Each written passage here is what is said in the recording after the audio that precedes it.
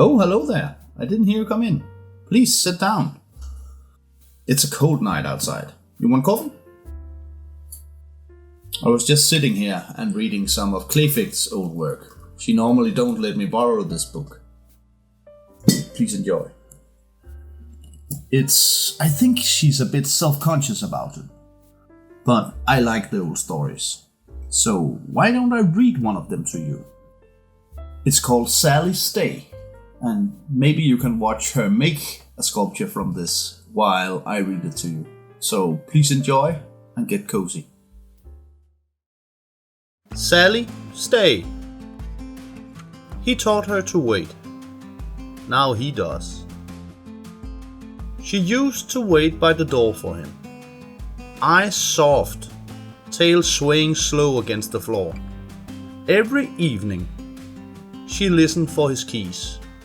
For that small sound that meant the world was right again. But for Calder, the world would never be quite white again. Now the hallway stays dim. The air feels heavy. Still, her spot, that spot, carries a thin coat of dust. Has even the time learned to wait here? Her ball stands beside it. A dull ring on the side where the water once reached. He never managed to move it, even though it was right there. He hadn't always lived this quietly, but Calder had always preferred the quiet hum of nature to the static buzz of people. He would walk the fields and run his hand along his father's old hunting rifle, now nothing more than a wall decoration in his bedroom. When he was young, he wanted to be the huntsman of the village. That was why he'd gotten Sally. But Sally had never been much of a hunting dog. And not long after, Calder himself began to lose sight of the point. He stopped going into the woods with a gun, started fixing tools instead. By the time the villagers began calling him the craftsman, Sally had already claimed a spot by his side. A gentler kind of purpose for them both. She always watched him patiently while he worked, waiting just until the sun began to set and it was time for dinner. Then she grabbed his gloves, the ones always sticking out of his back pocket, and sprinted towards the house, goofy and proud, like a puppy with a prize. If Calder wasn't too tired, he'll chase after her, laughing, knowing full well he wouldn't get those gloves back until after dinner. But winter changed everything, even for those who don't want them to. The winter, Sally began to slow.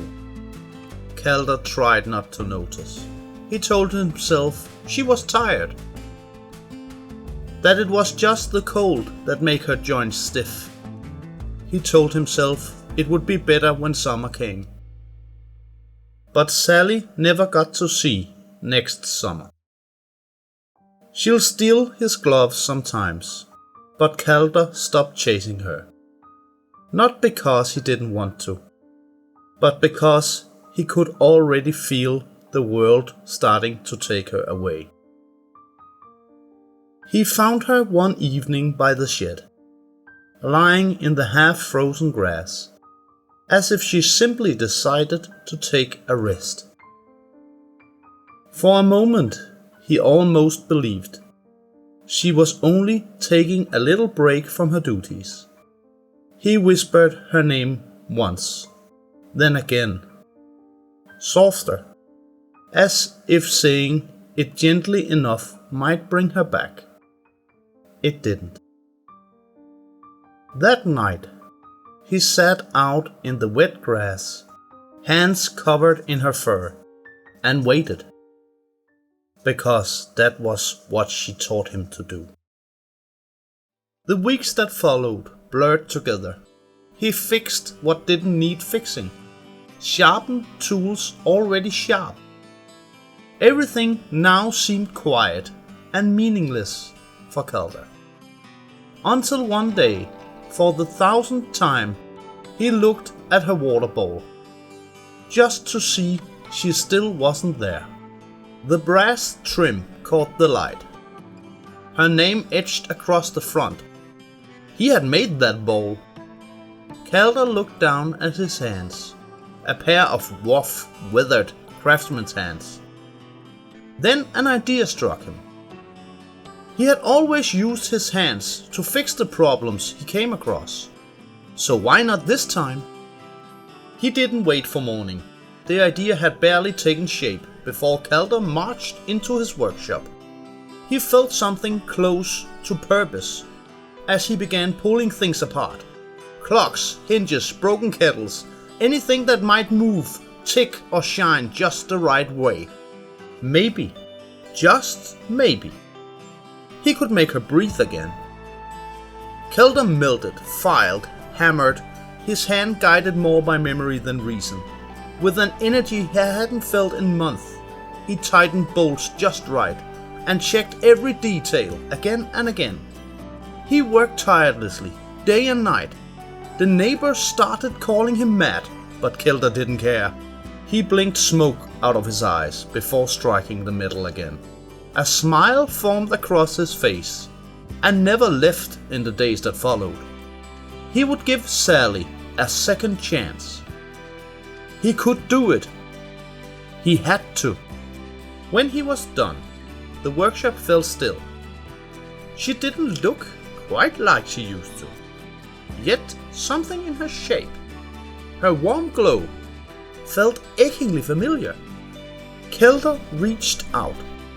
His fingers were steady as he traced the lines of her body. Each curve remembered, each mark deliberate. Then his hand began to shake as she flipped the switch.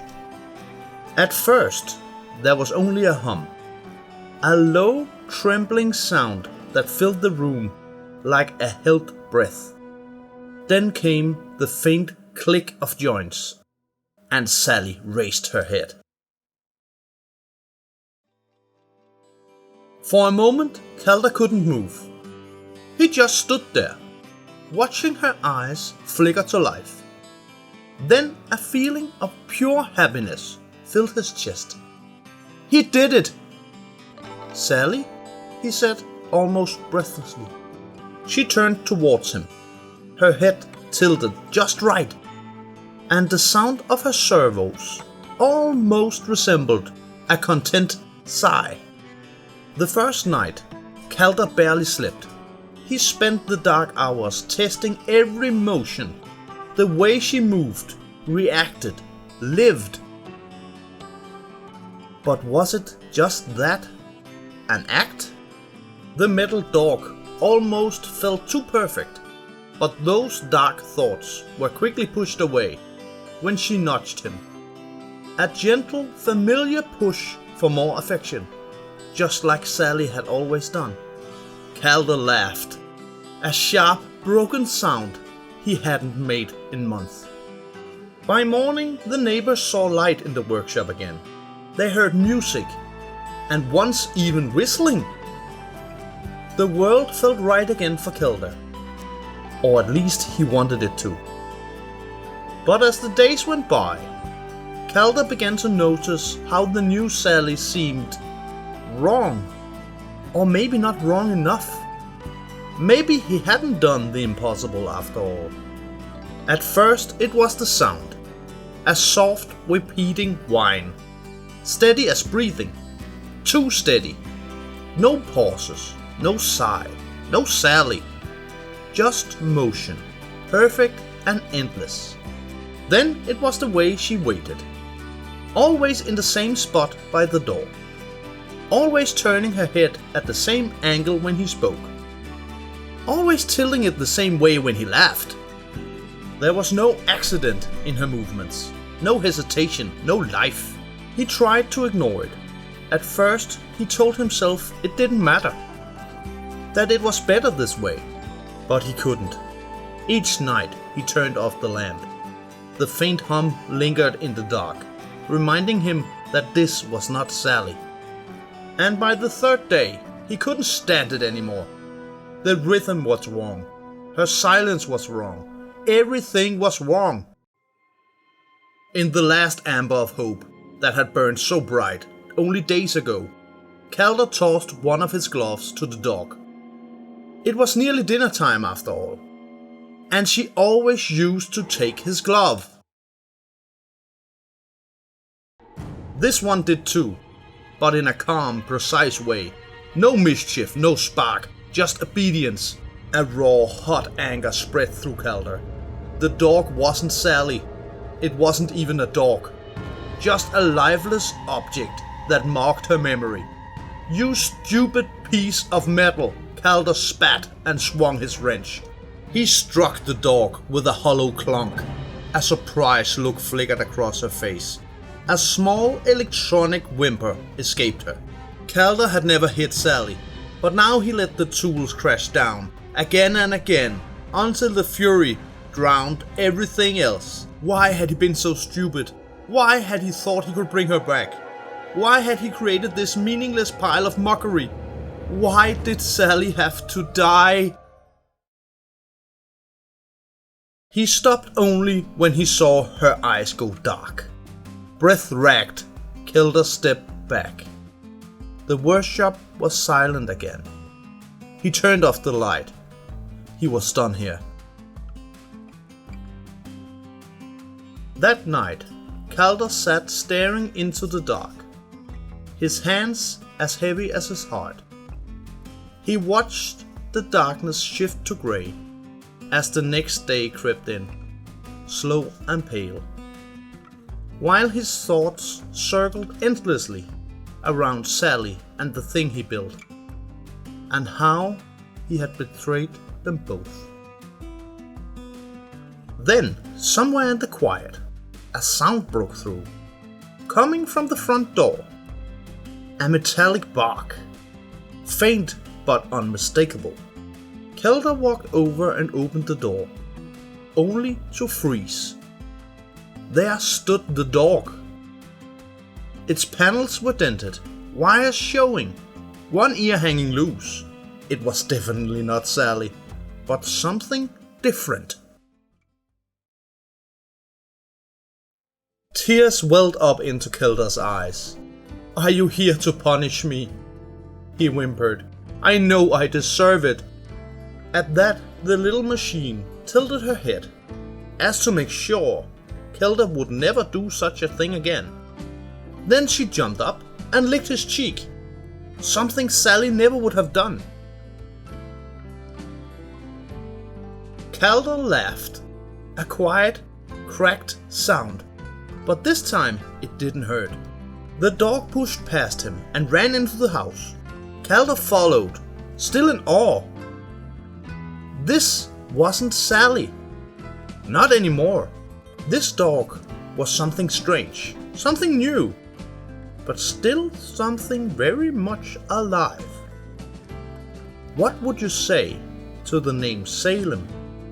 Calder asked softly as he reached down and petted his dog.